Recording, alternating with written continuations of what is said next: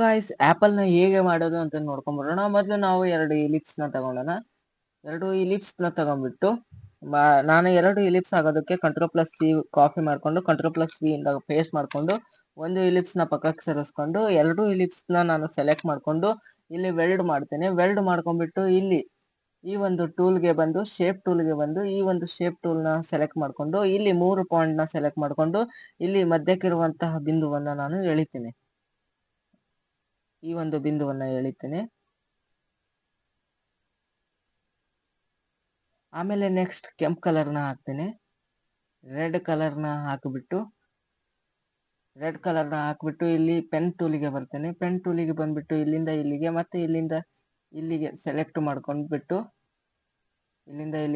ಮಾಡ್ಕೊಂಡ್ಬಿಟ್ಟು ಮತ್ತೆ ಶೇಪ್ ಟೂಲಿಗೆ ಬರಬೇಕು. ಶೇಪ್ ಟೂಲಿಗೆ ಬಂದ್ಬಿಟ್ಟು ಇಲ್ಲಿ ಮಧ್ಯಕ್ಕೆ ಸೆಲೆಕ್ಟ್ ಮಾಡ್ಕೊಂಡು ಇಲ್ಲಿ ಈ ಒಂದು ಆಪ್ಷನ್ ನ ಸೆಲೆಕ್ಟ್ ಮಾಡ್ಕೊಂಡು ಈ ತರ ಎಳೆದ್ಬಿಟ್ಟು ಆಮೇಲೆ ಇದಕ್ಕೆ ಒಂದು ಚಾಕ್ಲೇಟ್ ಕಲರ್ ನ ಸೆಲೆಕ್ಟ್ ಮಾಡ್ಕೊಂಡು ಇದನ್ನ ಪಕ್ಕಕ್ಕೆ ಸರಿಸ್ಕೋಬೇಕು.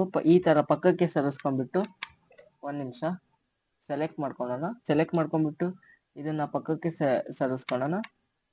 ಆಮೇಲೆ ಇದನ್ನ ಕೆಳಗೆ ಹಾಕೋಣ.